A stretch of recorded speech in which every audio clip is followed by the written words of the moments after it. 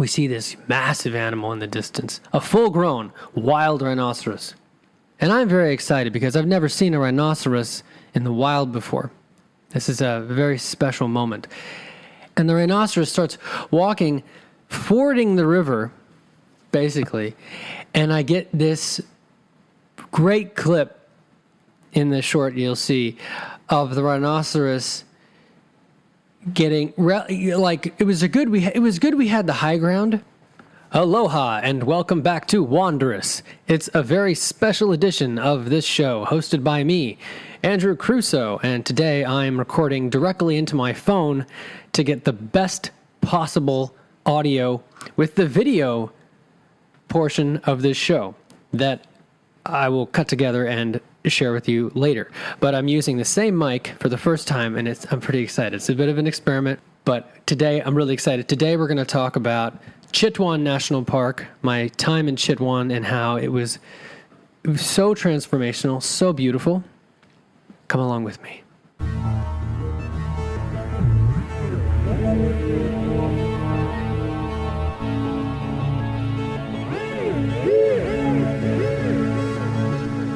This particular story is very near and dear to my heart. Today we're going to talk about Chitwan National Park, which is a nature reserve in roughly south-central Nepal.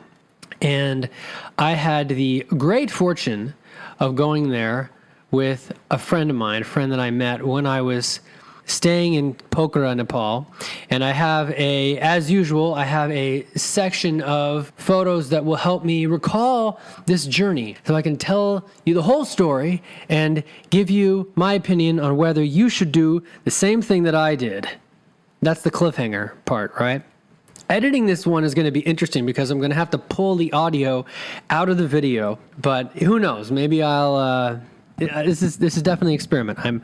My microphone its clip is clipped to my colored pen. I have a special gel pen that I'm holding, and it works pretty well. I got the pop filter. I got the whole thing. It's pretty similar in some ways, but I'm holding the microphone this time, so please pardon me if it's a little strange.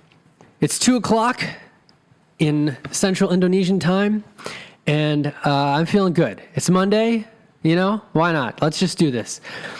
Okay, when we last left off on Wanderous, we had just spent really like 2 months living in Pokhara, and I knew that my time in Nepal was coming to a close. I knew that because I only had a 3-month visa, which is the longest visa you can get for tourism. You can leave and come back, but there's a limit to how much you can be in Nepal in a calendar year anyway. And this was coming into late December. And by late December, Pokhara can get pretty darn cold. As I would, even Kathmandu could get freezing at night, which I would learn the following week. And I was feeling this call to finally go to India for the first time, because of course India is actually a great place to check out, especially in December and January when it's not hot. Except Delhi's air quality is not very good, but we'll talk about that later. So my time in Nepal was really winding down, and I had wanted to do a hike, and I had a health issue that I've talked about in other episodes with one of my feet that made it, unfortunately, completely unwise and unfeasible to do a multi-day trek that I wanted to do. And I felt really sad about this, to be honest. But I tried to make the best of the situation, and I made a friend when I was in Pokhara who had mentioned Chitwan National Park, and that was on my radar. And that was only, it wasn't a multi-day hike. It would be something that you would hang out there and explore the park all day. And it wasn't something that I wasn't going to be going up to, 3,000 meters, 4,000 meters, and potentially making my foot situation worse. It was something that was relatively easy, but also very rewarding. So I did all this research on Chitwan, which I recommend you check out. Chitwan. You can't, if you get out of Kathmandu, if you make it to Nepal, which I hope you do, you got to check out. I'm just going to say you got to check out Chitwan. Chitwan is a remarkable piece of the country. It's a remarkable landscape in some ways, just because of the wildlife refuge that's there. Chitwan was actually old hunting ground. The royals would go and hunt there. It was very difficult to get to. Before they put in some more infrastructure, some decent roads, it would take weeks to get there. You had to walk there. It was quite remote. Now, of course, there's infrastructure, but for a long time, it was home to hundreds, maybe thousands of rhinoceros, leopards, big animals, and small animals and tiny animals, and hundreds of types of birds. A real rich ecosystem. And when they started developing, they started putting in more roads and they started connecting it to the rest of the country, people came in, and then poachers came in, and there was this whole situation where all of a sudden there weren't so many rhinos anymore. So the government decided to try to protect this land and established the Chitwan National Park, and really got it going in the 70s, really started protecting it much more in the 70s, 1970s. So since then, it's become quite famous, a quite famous place to go, and is quite heavily regulated to the point where if you want to go there, if you want to go into the park, you have to cross over the Rapti River. The East Rapti River is pretty small, but it's a very clear boundary of the park. You have to get in this little boat for 1 minute, and you have to give them, the equivalent of 25 cents in American money to get across, and then you're in the park. But before you even get to that point, you have to book a guide. No, you have to book 2 guides. Legally, you have to have 2 guides. Why do you have to have 2 guides? Well, you have to have 2 guides because there are animals in this park that will kill you if you're not careful. It's not even enough to have 1. So even if you're only 1 person, you need to have 2 guides to get in Chitwan. It's the law. So this worked out very well that I had a friend who wanted to join me, because the cost was going to be the cost for 2 guides anyway. So we split the cost to do this, which was cool. But it was, again, Nepali rupees are not a strong currency. So I believe it was like $25 for the day for both of us, around there. It wasn't more than 30. I would remember that. So we figured all this out, and my friend and I, whom I've been calling M, I referred to her in the last episode. She was the same cool person that accompanied me on a canoe rowing across Fava Lake. Wonderful experience. If you haven't heard that episode, I recommend you check out that one after you listen to this, of our experience crossing the lake and losing our boat. But that was a fun little cliffhanger. And then getting up to the Shanti Stupa and the incredible view from up there. But anyway, her and I got up rather early, got to the bus station earlier than we needed to, realized that we had overcompensated and got some smoothies before we jumped on the bus. A kind of funny photo of these. We're just kind of like cheering I think I got a watermelon drink and she got some orange drink. And that's something I also like about Nepal is, especially in Pokhara, there's all these cute little cafes and cute little places where you can refresh yourself for a pretty good deal before you jump on a bus. And it was about 4 hours, if I recall correctly. And they stop on the way, and we had a little lunch as well. And we got into the little village of Sauraha, Sauraha, which is right on the edge of East Rapti River. We actually were at the confluence of a few different rivers. And we were staying in a little inn. We found a little inn on a Goda on the east side, not too far from these rivers. And we got there. We got in kind of, right after sunset, because at this time in December, even though Chitwan is about 27 degrees north latitude, even by December, the sun is still setting at like 5:30. So what do you do? In this situation, you go, you talk to the inn owners, which were this couple, and she gracefully translated because she knew some Nepali, even though she wasn't from Nepal, and made it a bit easier. I mean, they spoke some English, but it's nice to have somebody who can speak the local language, and I was very thankful for that. and we booked our 2 guides for the following day. And we found ourselves the next morning. We knew we had to get up really early. We got up at like 6:30, had a quick little snack, and our guides met us at the inn because everything's pretty walkable in Saraha anyway. And we walked like a kilometer to get to our first adventure, which was the Dungre River boat trip, which was a bonus, not actually part of Chitwan. I mean, you could say it's part of Chitwan, but really it's on the other end of the river where Chitwan really starts. But we got on this Dungre River boat, and there's a video that I will include in the show notes for this. Once again, Wanderous show notes can always be found wherever you're listening to this. And that will either be in iTunes or in, if they're still calling it that, or in YouTube show notes, under the description for the video, or on Spotify, the description there. I do put work into the show notes, and this week I will be putting in a link to a funny YouTube short and TikTok video. I might put the TikTok link in as well, that I edited like a while ago, over a year ago, because I was going through all this footage at one point when I was trying to go viral. And, of course, the thing that actually goes viral is a video of me as an excerpt of this show, Wanderous, you're listening to right now. It's just my handsome face, apparently, is more important than a bird. A very beautiful bird. So this video, I love this video, though, and it's too bad it doesn't go viral. Maybe it will someday. Where we got on I'm talking about this bird. I'm talking about a kingfisher that we saw that's in the video. This bright blue, like neon blue wing with the black head. It's very cool. I want to say it's a blue something. Oh, man, I'm not a bird person anymore. It's like a blue-winged kingfisher. Gorgeous bird. You can tell it's a kingfisher because it's got this like really pointy, long beak and a black head. But it was, there were some very, very gorgeous birds on this trip. But what was funny was when we got to the boat in the beginning, the padlock was stuck.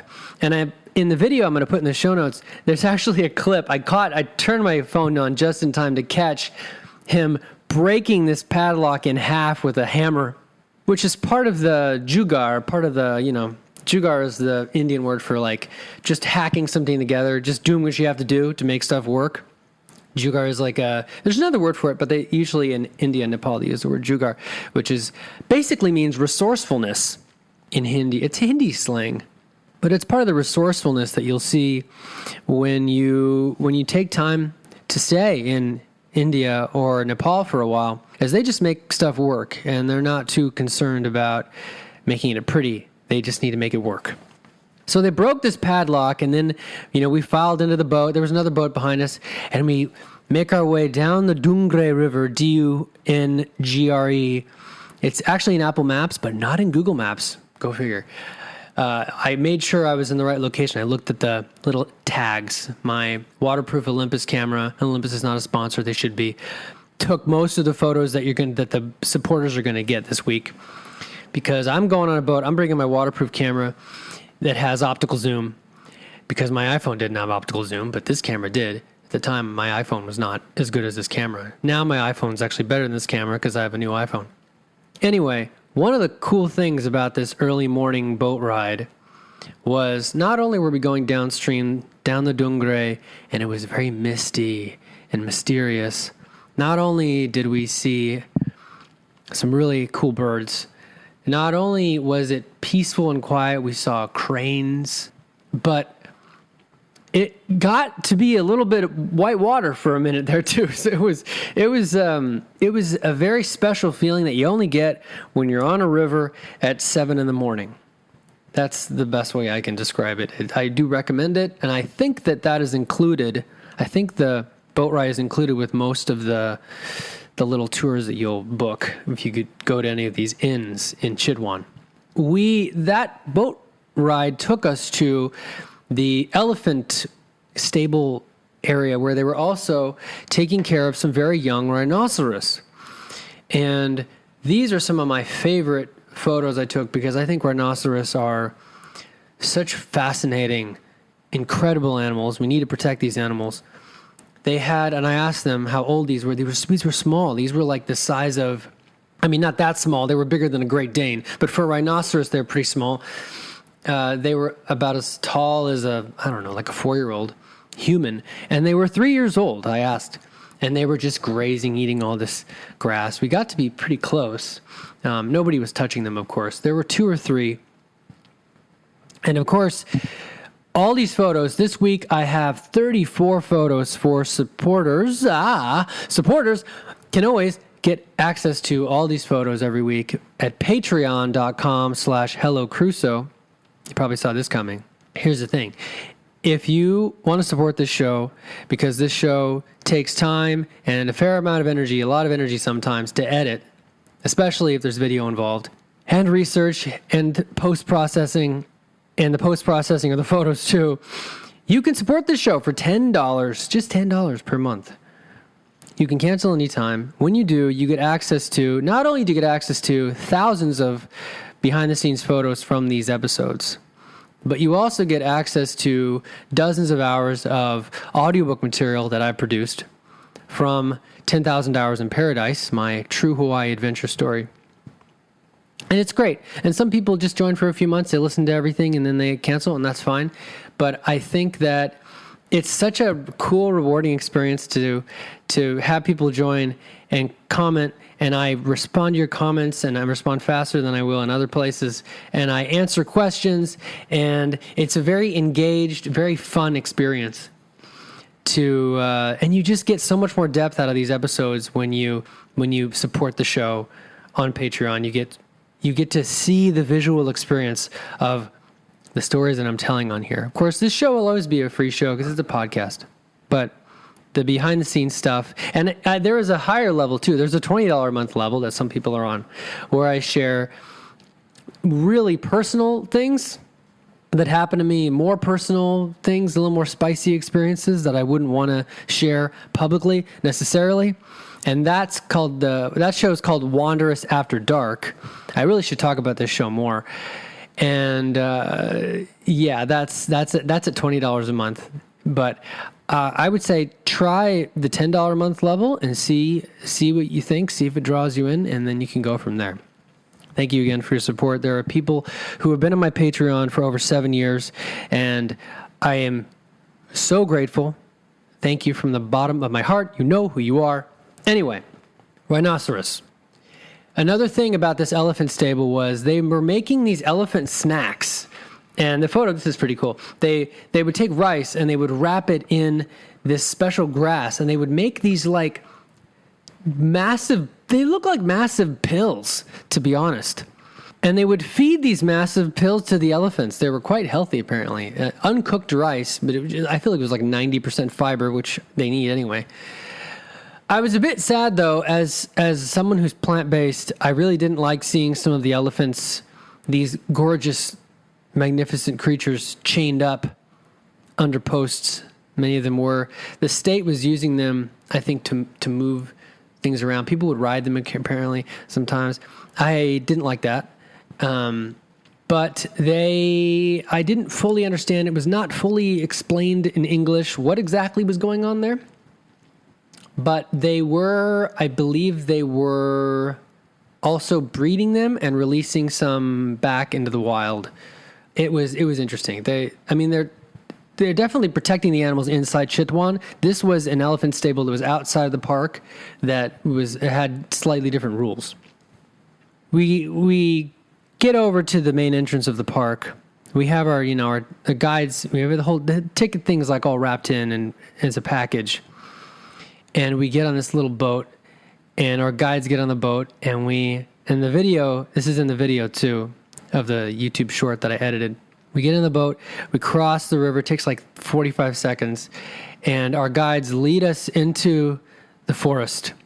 And we see, after maybe a half an hour, we see a rhinoceros crossing the Rapti River in a shallow part of the river. We see this massive animal in the distance, a full-grown wild rhinoceros. And I'm very excited because I've never seen a rhinoceros in the wild before. This is a very special moment. And the rhinoceros starts walking, fording the river, basically. And I get this great clip in the short you'll see of the rhinoceros getting like it was good we had the high ground, because our guides were like, don't move. They told us not to move. They said, this is actually relatively dangerous. These animals can charge. Now, we weren't incredibly close, but there was this moment where we were staring into the eyes of this animal. And if it decided to charge us, we would have had to run. Like, yeah, our top speed, probably a little faster, maybe not. Not everybody's great at sprinting. I was, pretty confident in my sprinting ability. I'm pretty fast at sprinting, but these things, they can be pretty intense, and their sense of smell is quite good. I think the main reason that we were able to see it relatively as closely as we did, we weren't crazy close, but we were, 30, 40 feet away, 10 meters, maybe 20 meters. But we felt very close because there was just a vibe. We locked eyes with this animal, and it was a tense moment. And then it broke its gaze, and it started walking in another direction. But there was a moment where we, and I have this in the video too, that moment's in the video. It was a pretty magical and also scary moment. It was a good thing that we had the high ground. If we didn't have the high ground, I would have started backing away. We were maybe a couple meters above the riverbed, because the rhinoceros was standing in a dry part of the riverbed at that point when it stared at us. But what a remarkable animal. I also have a photo. I noticed this later. In this photo, at first glance, you're like, what a regal photo. What a regal photo of a rhinoceros. And you look, and there's a stream of water coming down, and you realize it's urinating. Just walking around the river and urinating, because they do that. The river was rather low. So near us, the riverbed was, we could have walked down to the riverbed if we wanted. We continue along the edge of the river where the forest is, relatively thick. And I also got to see, I believe that we kind of got ahead of it and got back to the edge and turned back around, and we saw it was in the same rhinoceros and moved on, just walking down the river. I don't know what exactly it was doing. And then we came across a procession of people riding elephants. And I don't know if this was like a different kind of tour. They seemed to be all park rangers riding elephants. And one of the elephants that, amazing creatures, but I definitely had mixed feelings about humans riding elephants. One of these elephants looked black. I'd never seen a black elephant before. Have you ever seen a black elephant before? I was like, wow, what a beautiful animal. And then I realized it was actually just very, very wet. So it turns out that if an elephant gets really, really wet in the right lighting, it can look almost black. Fun fact. And we continue following this path, along the edge of the river, in and out of the forest. And our guides stop us at one point, and they say, wait, look. And they point to the ground. They point to the dusty dirt at our feet.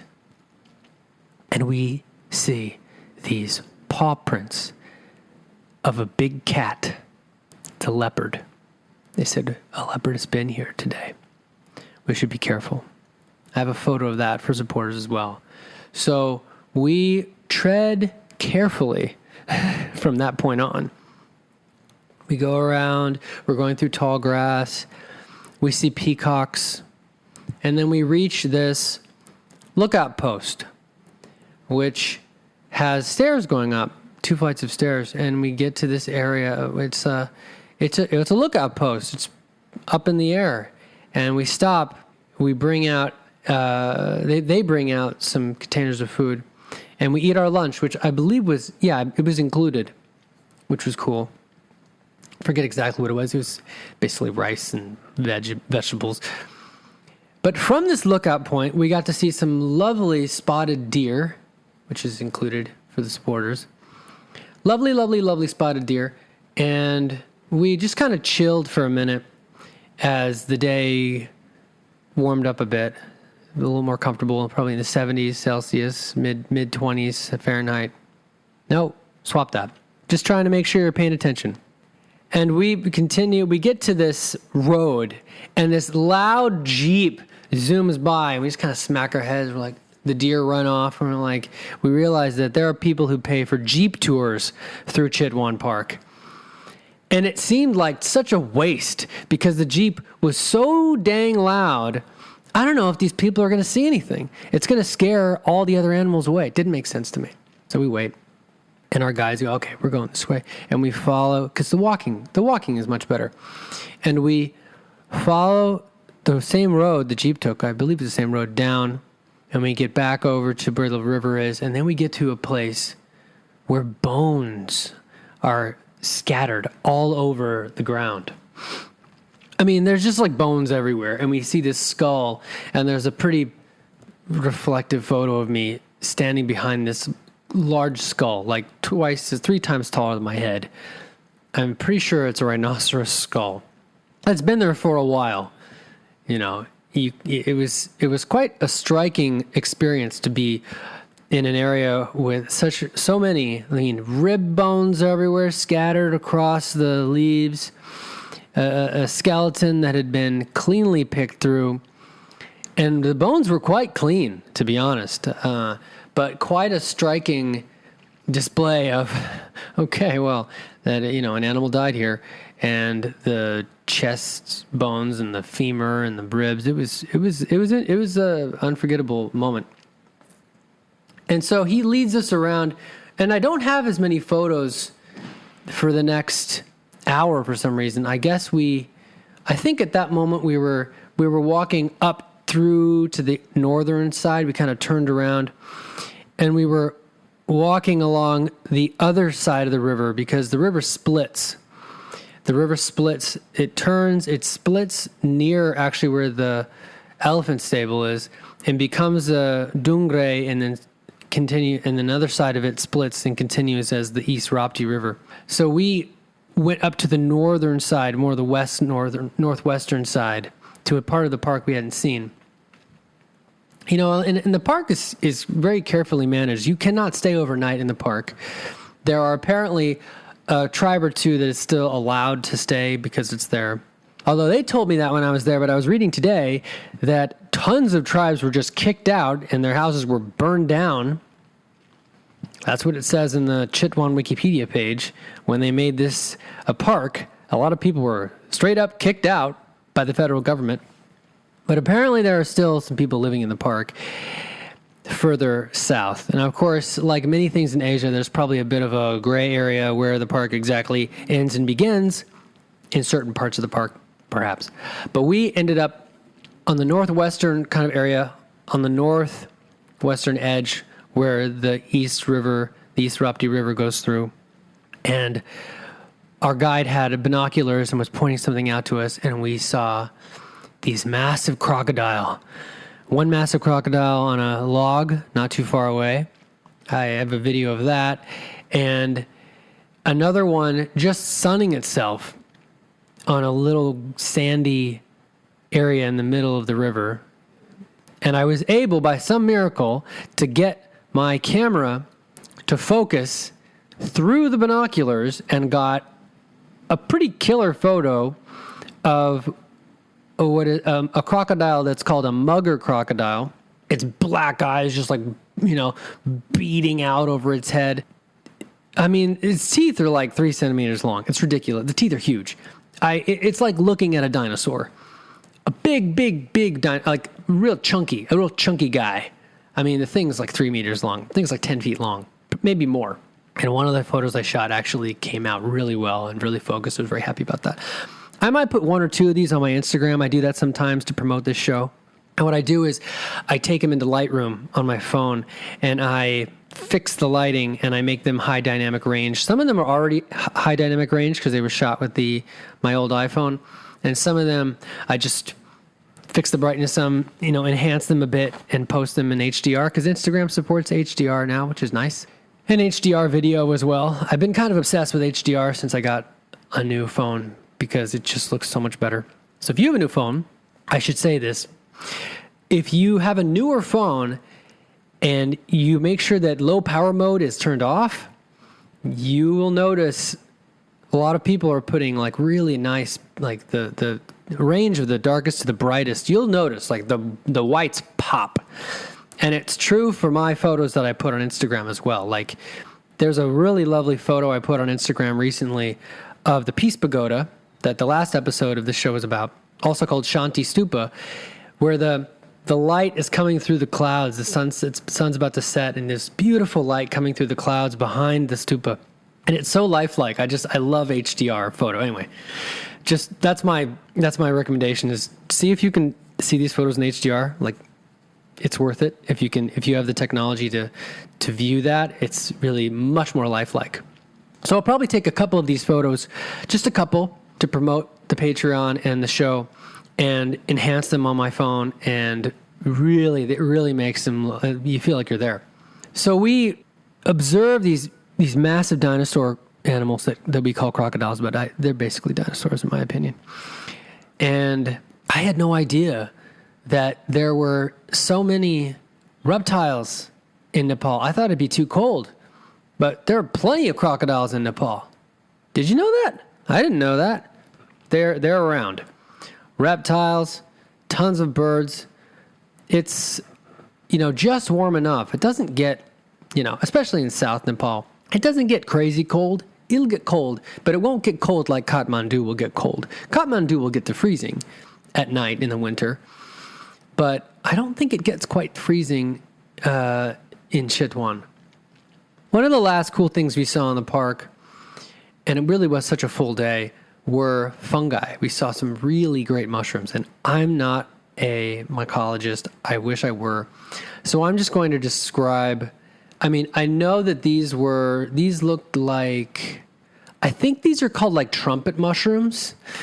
Hey, you know what? Like, I'm so sorry. When I put this on Instagram, people can take a look at it and maybe you can help me identify these.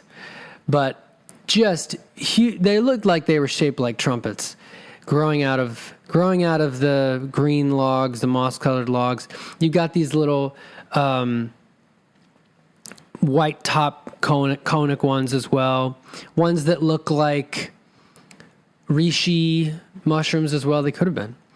I'm not a mycologist or an expert in that, but there were some really beautiful fungi growing out of the ground in many places, and we had a funny conversation, which is in the video that I've been talking about this whole episode, with our guide, the main guide, Ganesh, which I should have mentioned earlier, who was so kind, one of my favorite Nepalis I've ever met in my life.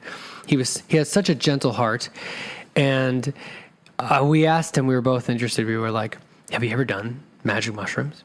And he didn't want to say anything, but he said magic mushrooms, he thought that they did grow in Chitwan, but you, of course, have to know how to identify them. If you eat the wrong mushroom, you can be dead relatively quickly. So don't eat a random mushroom. It'll kill you. But we had a funny conversation about that, which is in the video. And we started, it was starting to get late in the day. It was coming into sunset at this point. And we made our way back past the big lookout area. And we saw a little, I think it's a shrike, and it's in the video as well. Just really, really beautiful birds all over the place.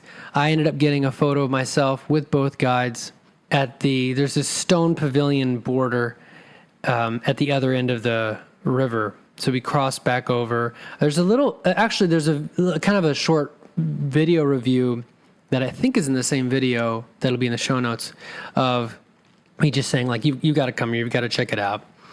I shot that right before I got back on the boat, crossed back over, and then got a photo with Ganesh and the other guy who didn't speak very much English, so I forgot his name. Please pardon me for that. The orange glow of the sunset is behind us, and it just felt like such a full day. Such a full day. So much diversity. So much such a sense of richness And I'm glad that they don't allow people to stay overnight in the park. I think that would significantly disturb the wildlife that's there. There are a fair amount of species at risk that live in the park. And there are packages where you can go 2 days in a row. Well, the second day, they'll take you in deeper. And having the experience, knowing what I know now, I would absolutely do that. If I find myself back in Nepal, I would go back. Would do again. 10 out of 10. That's my review of Chitwan. Tune in next week to hear our second day in Sauraha village, right, which is like right next to Chitwan, where we rent bikes and have a little funny adventure and kind of start to wrap up. It's hard to believe, but start to wrap up this Nepal adventure. I've enjoyed talking about Nepal so much. The people are so kind. They really are just some of the most gentle people on average that I've come across. And if you have the means to go to Nepal, like I've said before, don't overthink it. Don't hesitate. I know it's far. It's kind of far from everywhere, kind of, but it's the roof of the world, and what is it, like 8 out of the 10 tallest peaks. And you don't even need to do a trek to see a lot of these. There's an episode I've done, I think it's 2 or 3 episodes ago, about Sarangkot, Sarangkot, Sarangkot Hill, which is totally free. And you can walk from Lakeside, Feva Lake in Pokhara, which is relatively easy to get to.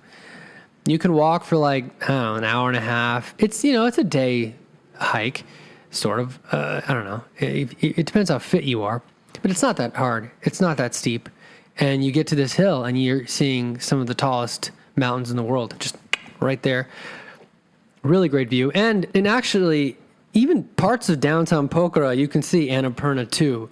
You can there's the Himalayas right there because you're in Pokhara. You're not that far from the Annapurna range, which is why there are restaurants called Annapurna Bansha, the Annapurna Kitchen, and you see Annapurna everything, Annapurna Lodge, and all these things.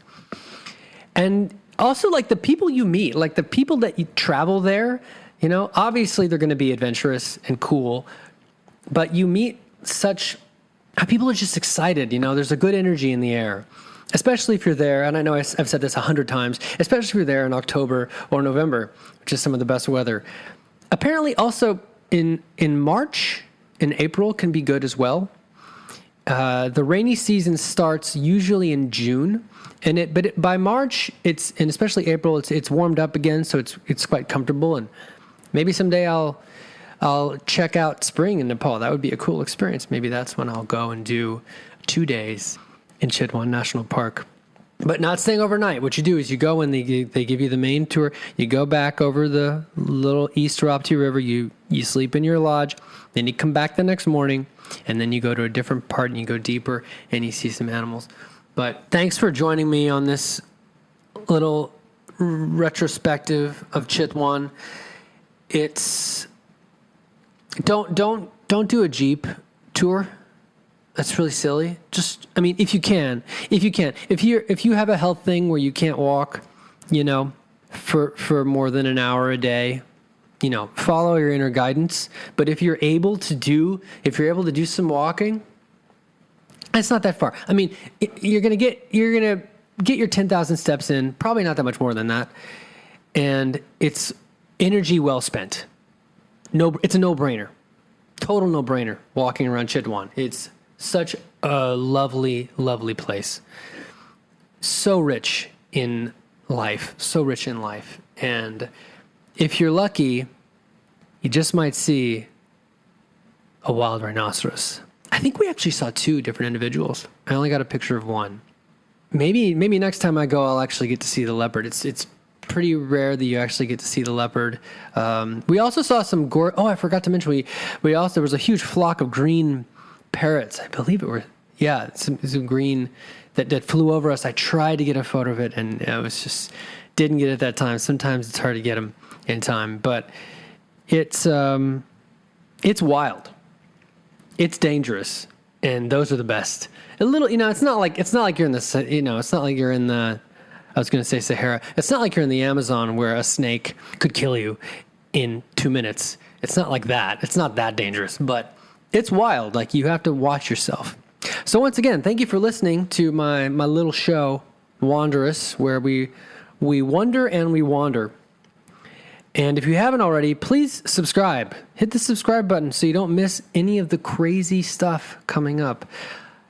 The next chapters are about India, which is the most intense and transformative chapter of this, you could say, just because so much stuff happened. And I will share what happened, frankly, and I will share the people who kind of saved me once or twice from danger, and also the beauty of India, the mystery of India, the real, like, the magic, even weird, I maybe even saw dark magic from a distance when I was there. Crazy stuff. Don't get too close. Don't get too close to the Tantra temple. It's not like the Tantra you would see in Bali. This is like old stuff. I mean, the Tantra you see in Bali is old stuff too, but this is like, it's different. It's like Hindu, not westernized Tantra, where you see 64 yogini in a circle that have been carved and the temple's there and it's a thing. And I'll be talking about that. I'll be talking about being in a train for 25 hours and what that was like, and getting down to South India. So there's a lot of stuff coming up. And even then going to Sri Lanka, which was also an unforgettable experience. But let's not forget Central India, too. We got to talk about that before we talk about Sri Lanka. Going to Hampi, which is still geologically the weirdest place I've ever been to, and also quite beautiful. So yeah, be sure to subscribe wherever you are. Subscribe on YouTube, wherever you're listening. It really means a lot, and it's totally free, and it's a great way to support independent artists like myself. So thank you. Mahalo nui loa, as they would say in Indonesia. Terima kasih. And also, you do learn a little bit of the local languages when you listen to this show, too. I try to give you a little bit. And in Nepal, they would have said, Deri, Dhanyavad, or just say Dhanyavad. Dhanyavad also means thank you. And it's really the first thing you should learn before you go to a language. It's just how to say thank you. You can do it. And you can always look it up on YouTube and be like, how do I say this? And you can listen to natives, pronounce it in their language. Because if you're listening to this show, most likely you are pretty fluent in English. And the good news is, if you're pretty fluent in English, there are more resources for learning other languages on YouTube than you could imagine in English, because English is the common language in most of the world, especially in India, because of the British, which we'll talk about later too. Anyway, thanks for listening, and just have a lovely day. Get out there, do something outside your comfort zone, and stay hydrated. Until next time, aloha.